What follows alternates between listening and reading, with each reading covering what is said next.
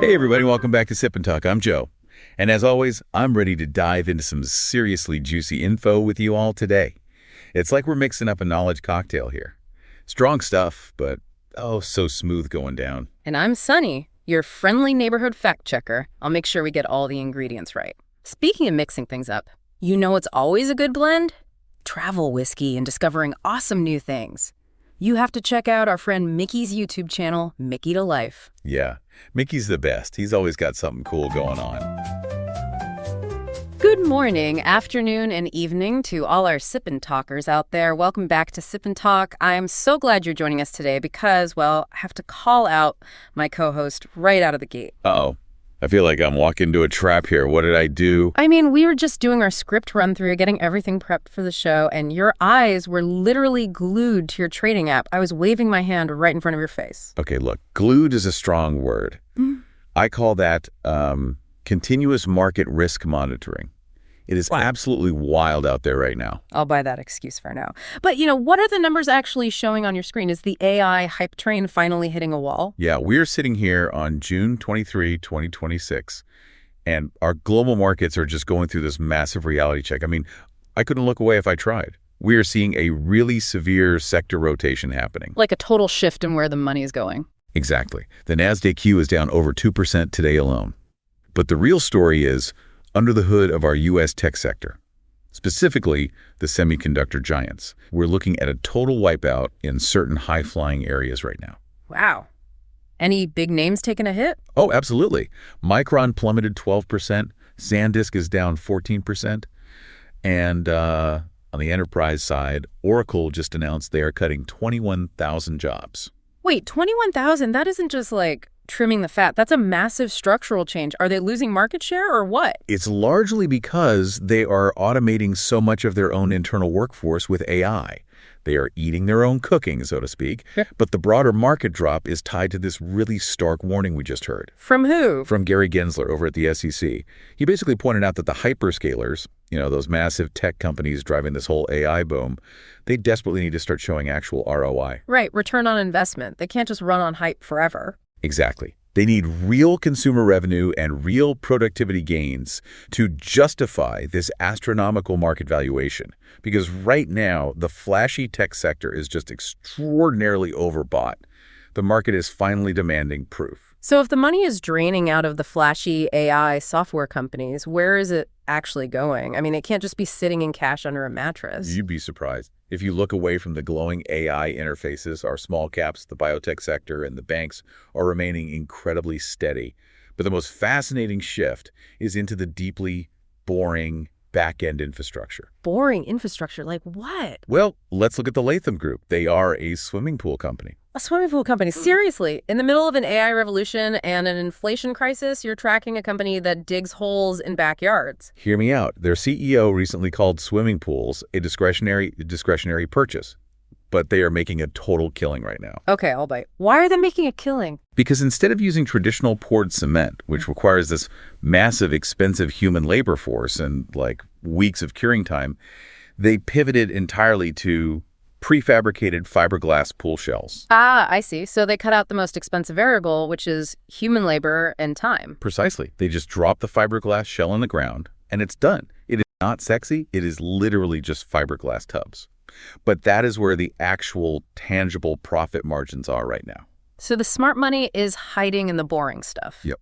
The smart money loves boring. That makes a lot of sense. It really reminds me of the old gold rush analogy, but, updated for today. The shovel sellers. Yeah, exactly. I'll translate this to human speak for everyone. The AI boom right now is like this massive Broadway production. Everyone is fighting tooth and nail to be the lead actor standing on the stage under the hot spotlight. Right, they want the glory. But the people who are actually pulling in consistent, massive paychecks are the folks who quietly own the theater building and the ticketing software. They don't want the spotlight, they just want the margin. That is a perfect way to look at it. The people seeking the spotlight are often burning cash to stay there, while the back-end operators are shopping for private jets. And that dynamic, the spotlight versus the back end, the visible versus the hidden, that actually brings us to the core theme of today's chat. It is a great segue. Right.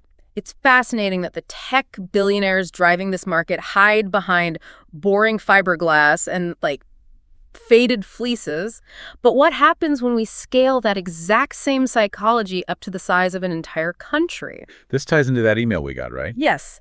A listener from Taiwan emailed us a perfect example of this, and it poses an incredibly profound question. They pointed out a really crazy visual paradox. They really did. They wrote in and asked, why is it that Taiwan streets often look old, worn down, and honestly a bit chaotic, while China's Tier 1 cities look like these glowing, futuristic sci-fi movie sets? But the underlying reality is the total opposite. Exactly. When you look at real civilian wealth, human rights, and financial resilience, the reality runs in the exact opposite direction of what the cityscapes look like. It's wild.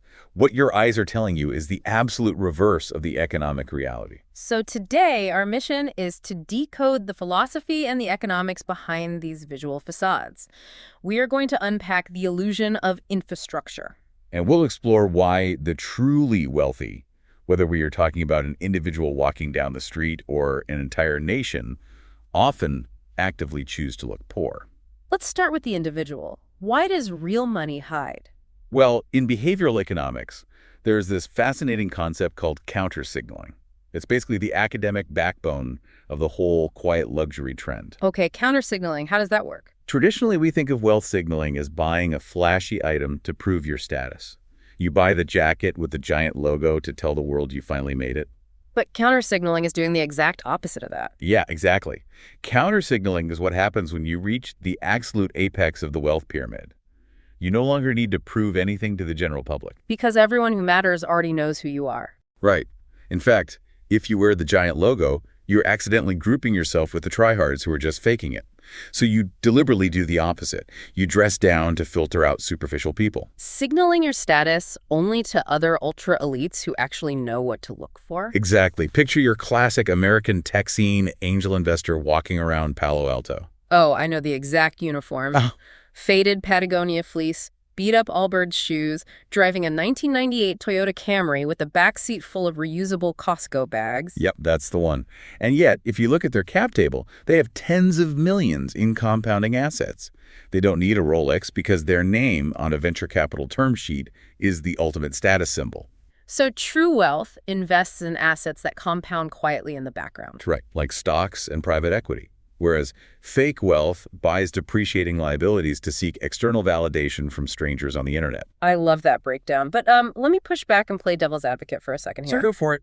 Because those billionaires in Silicon Valley aren't exactly shopping at thrift stores, that plain, boring gray hoodie they're wearing might look like it's from a big box store, but it's actually a $4,000 Brunello Cucinelli cashmere piece. That is a very fair point.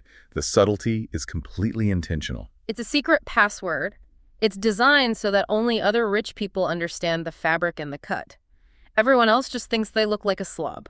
Which is a luxury in itself. Right. Honestly, dressing like a slob is a massive privilege. Think about an everyday middle-class worker grinding 60 hours a week, getting completely hammered by inflation at the grocery store. Yeah, the day-to-day reality for most people. Why do they lease an entry-level BMW they can barely afford? It's not because they're stupid. It's because they have to project success to get that next promotion or land that next client.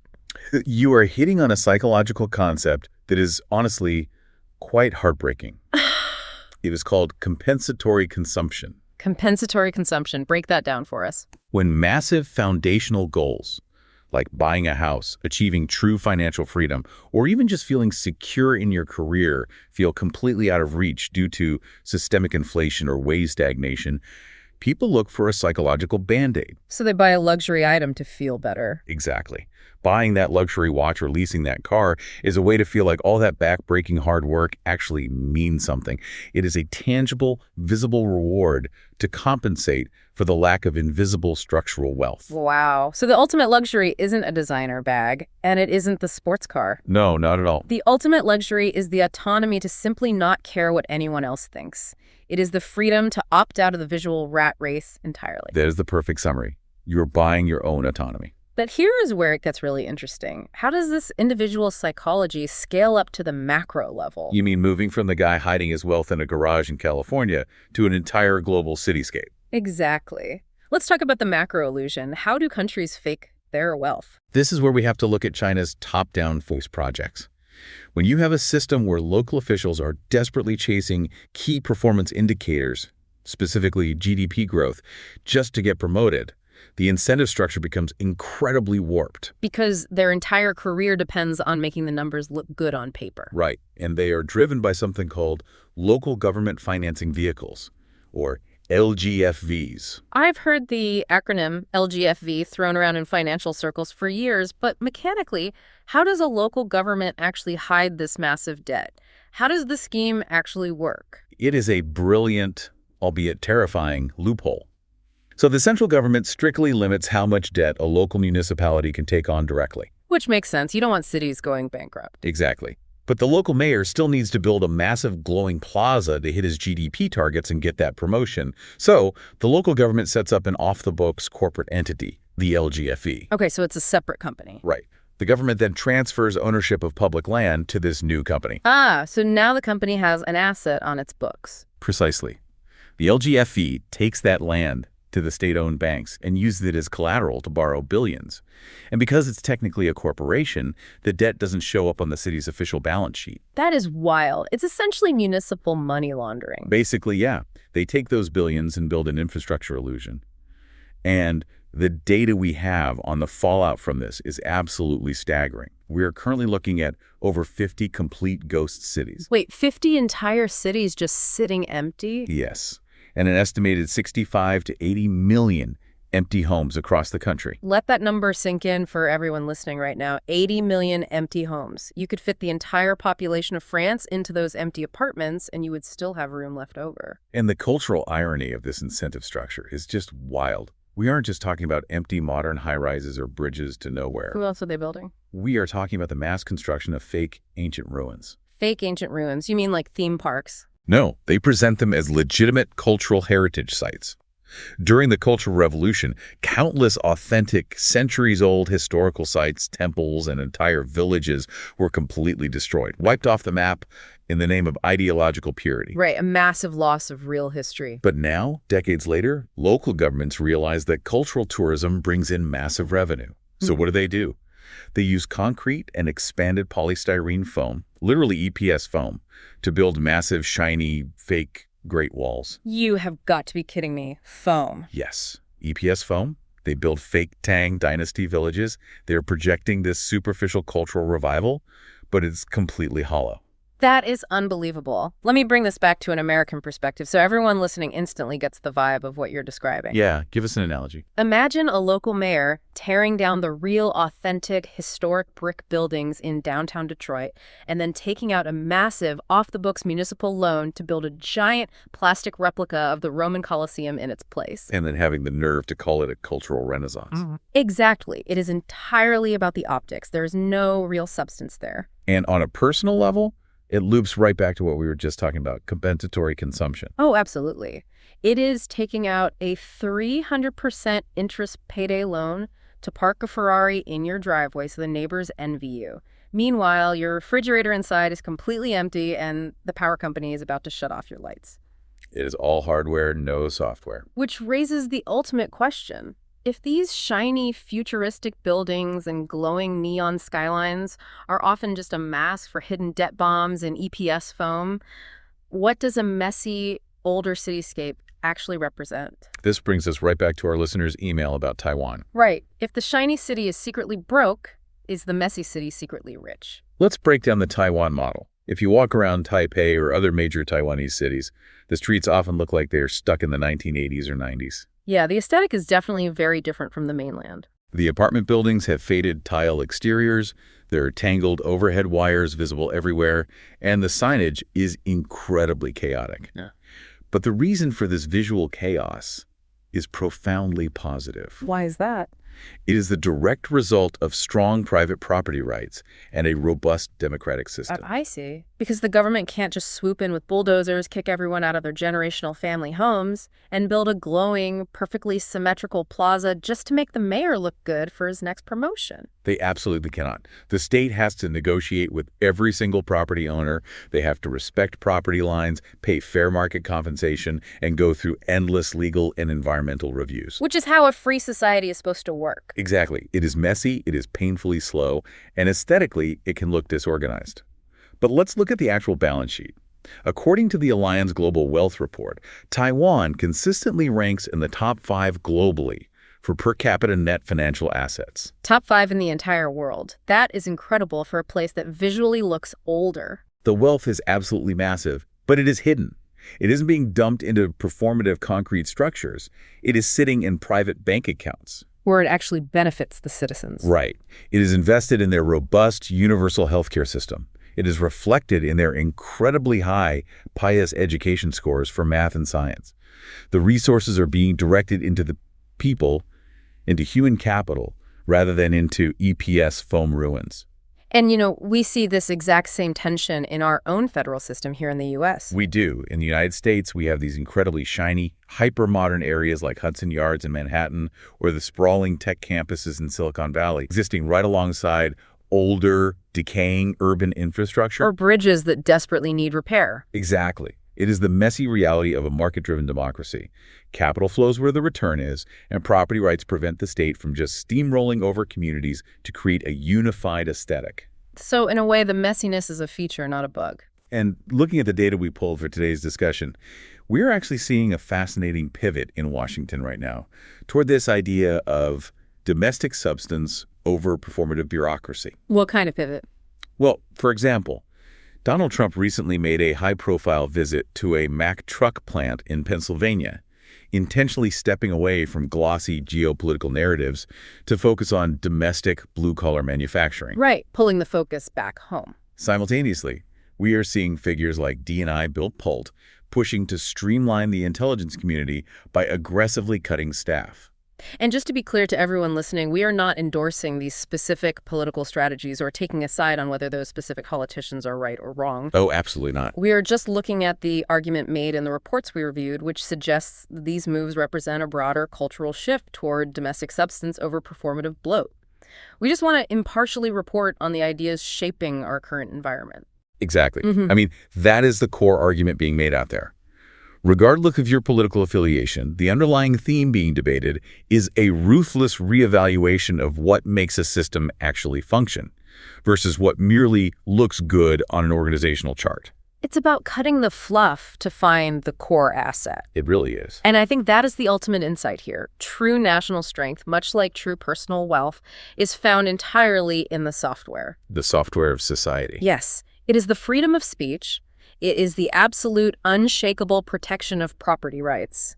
It is the ability for citizens to think independently without fear of state reprisal. The invisible structures. Right. That invisible software is so much more powerful and honestly so much harder to build than the hardware of a glowing skyscraper or a fake ancient village. If we wrap all of this up, the philosophical through line across all these topics is undeniable. It really ties everything together. Whether we are looking at a back-end fiberglass pool supplier making quiet millions while AI companies burn cash, or an angel investor walking around Palo Alto in a faded T-shirt, or a democratic country with a seemingly outdated cityscape but massive per capita wealth, real power is highly concealed. It doesn't need a billboard. It really doesn't. And I want to emphasize that when we look at local government debt in China, or the crumbling infrastructure in parts of the U.S., or the old streets in Taiwan, it isn't about mocking any specific nation. No, not at all. It is an objective, analytical look at how different incentive systems shape physical reality. Top-down authoritarian incentives build beautiful facades with incredibly fragile interiors. And bottom-up democratic incentives build messy facades with incredibly resilient interiors. The messy facades with resilient interiors. I absolutely love that framing. And in an era where every single one of us is scrolling through short-form videos for hours a day, trapped in these algorithmic echo chambers that feed us exactly what we want to see, it is incredibly easy to be fooled by filters. We are practically swimming in them. We are drowning in them. Whether that filter is a financial influencer on Instagram renting a lifestyle they can't actually afford, or a nation using shell companies to fuel a skyscraper vanity project just to impress the global community. The visual deception is everywhere you look. It is, and the whole goal of Sip&Talk, the reason my co-host and I sit down and do this with all of you, is to give you a shield of independent thinking. We want to help you see straight through that visual deception, ignore the noise, and focus on building your own true underlying assets. It is entirely about protecting your own cap table, in every sense of the word. Absolutely. So, to all our listeners out there, we want to hear from you. Do you agree with the data we presented today? Do you completely disagree with our read on the market rotation or these cityscapes? Write in and let us know. We love reading your perspectives. And please remind yourself to hit that subscribe button to the Sip and Talk podcast so you never miss a discussion like this. And before we sign off, we also had to give a huge shout out to our good friend Mickey. Yes. Everyone, please go check out his YouTube channel, Mickey to Life. He just dropped an incredibly fun new travel vlog, and you definitely don't want to miss it. It is fantastic. It really is. He always puts out great stuff. And I'll leave everyone with one final thought to chew on as you go about your week. Give us something good. We've spent the last 20 minutes talking about how real wealth hides and how true power doesn't need to show off. So, in today's hyper-connected, social media-obsessed world where everyone is violently fighting for a split second of attention, is choosing to stay completely anonymous and low-key actually the most unattainable luxury of all? Oh, wow. That is a question that is going to keep me up tonight. Thank you all for joining us for today's Sip and Talk. Keep questioning the surface, and we will catch you next time. Thanks, everyone. See you next time.